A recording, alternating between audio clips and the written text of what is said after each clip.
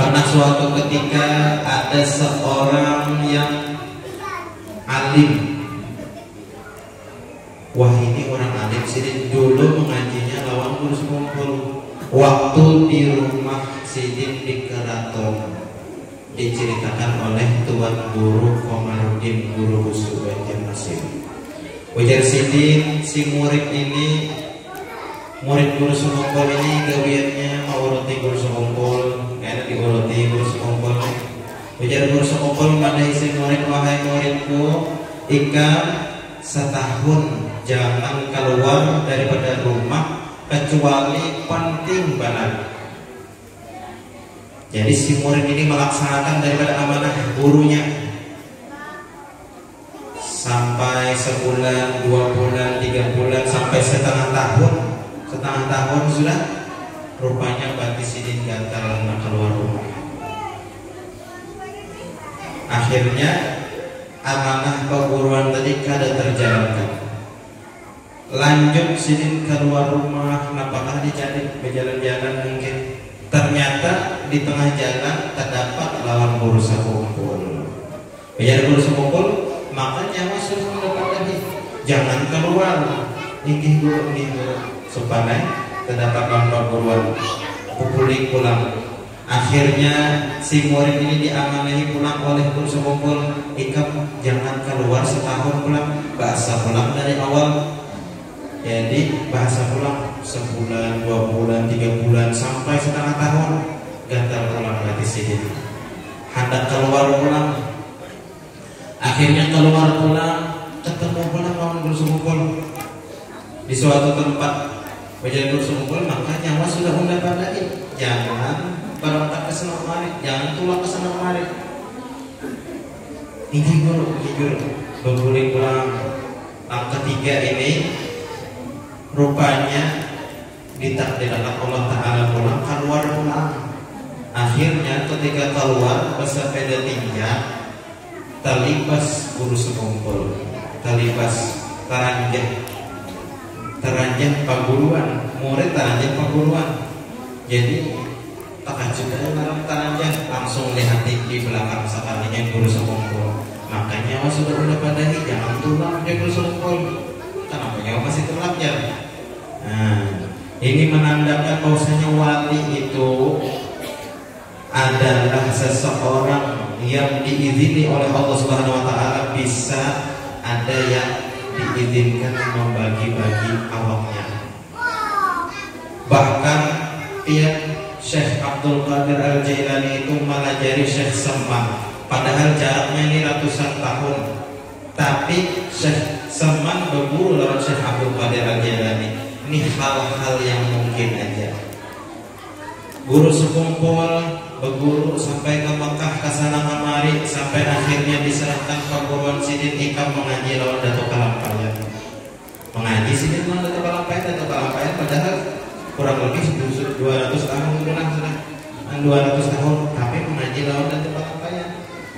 Nah, oleh karena itu kita kalau hendak berhubung dengan wali, walaupun kadang pernah ketemu wali, asal hati kita yakin, meyakini bahwasanya beliau adalah wali Allah dengan penuh adab, dengan penuh keyakinan, maka insya Allah akan terhubung dengan wali itu.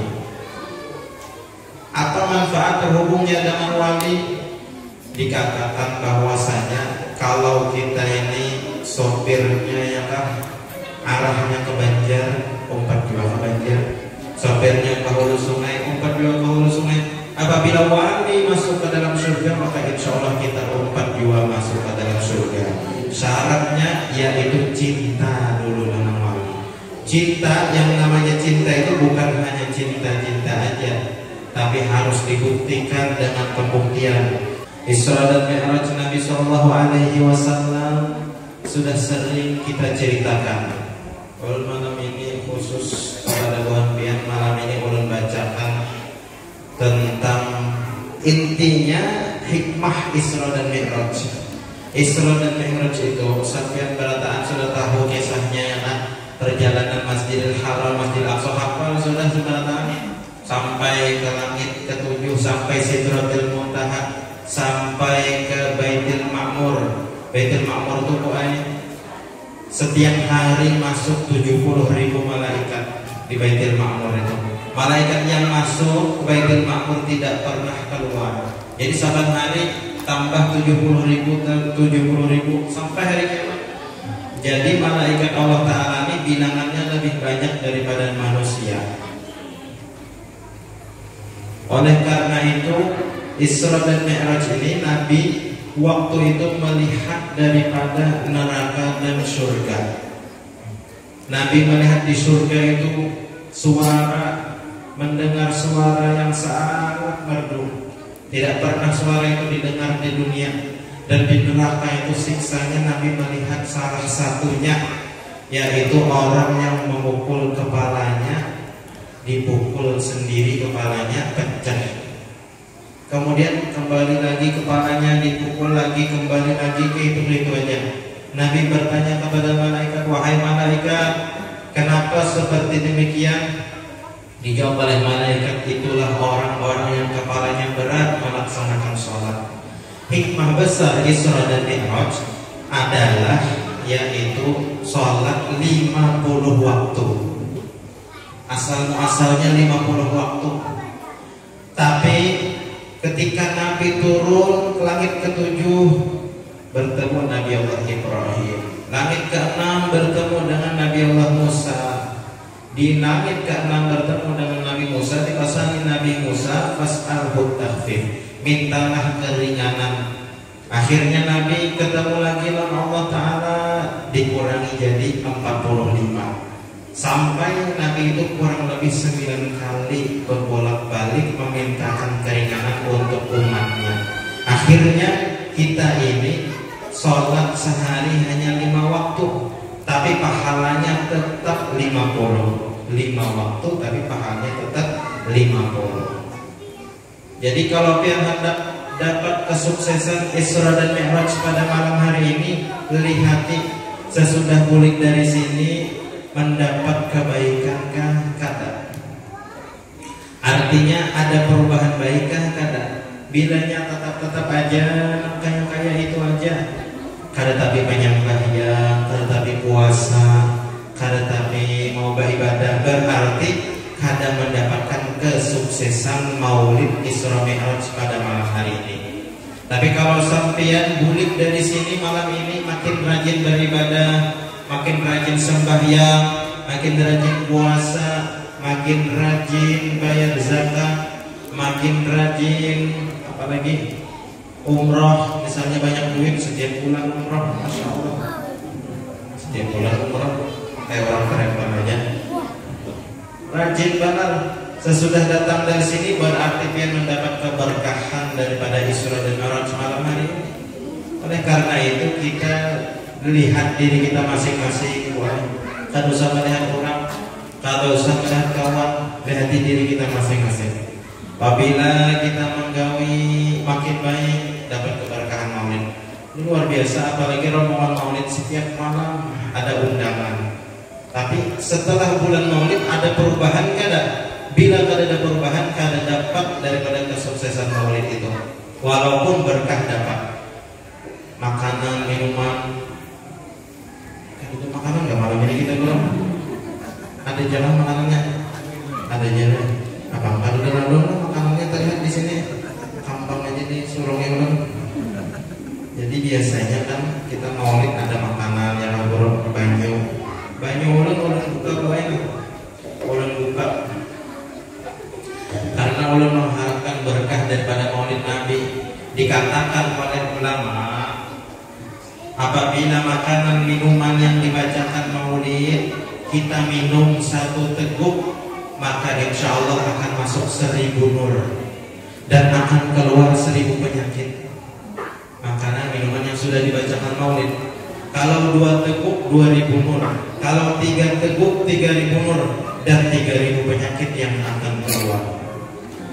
Jadi rancak-rancak kalau kita Maulid itu dibukai makanan banyak supaya dapat keberkahan daripada Maulid Nabi Sallallahu Alaihi Wasallam.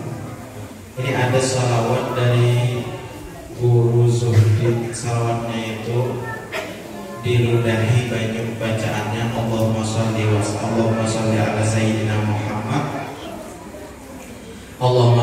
sallim ala sayyidina Muhammad ribuhu dawa.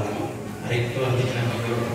Liur gurulah dawa obat. Jadi bacaan salawat itu di ludahi banyupian itu tadi meludahi itu dikit aja, di embunnya aja, jangan meludahi pakai dahak, sedikit aja asal ada embunnya, kemudian diminum airnya, insya Allah jadi obat. Salawat banyak lagi, salawat itu kalau usah salawat itu salawat yang biasa aja, sallallahu ala Muhammad atau Allahumma shalli ala sayyidina Muhammad wa ala sayyidina Muhammad, bacakan di makanan-makanan kita itu menambah keberkahan. Tapi ini ada syaratnya, boy. Ada syaratnya. Syaratnya itu menurut keyakinan masing-masing.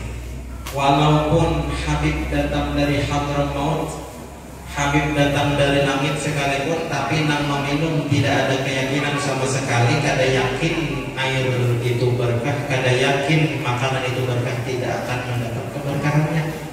Oleh karena itu menurut keyakinan masing-masing, kita harus yakin makanan, minuman, dibacakan maulid Nabi SAW itu menjadi obat untuk kita. Insya Allah akan sembuh penyakit kita. Nah, asalnya kita ini kan banyak penyakit asam urat, kolesterol, ya kan, darah tinggi, radang, kanker. Kita ini kebanyakan kanker lah, kantong kering. Sebagian itu kan kayak guru di sini kalau bulan Isra Mi'raj kantongnya kandel. Kenapa? Karena kan ada undangan sih. Kalaunya orang biasa, kalau Isra dan Mi'raj dan Maulid Nabi itu biasa-biasa aja. Tapi kalau di kepada ulama itu sangat luar biasa. Kenapa? Karena di sanalah menambah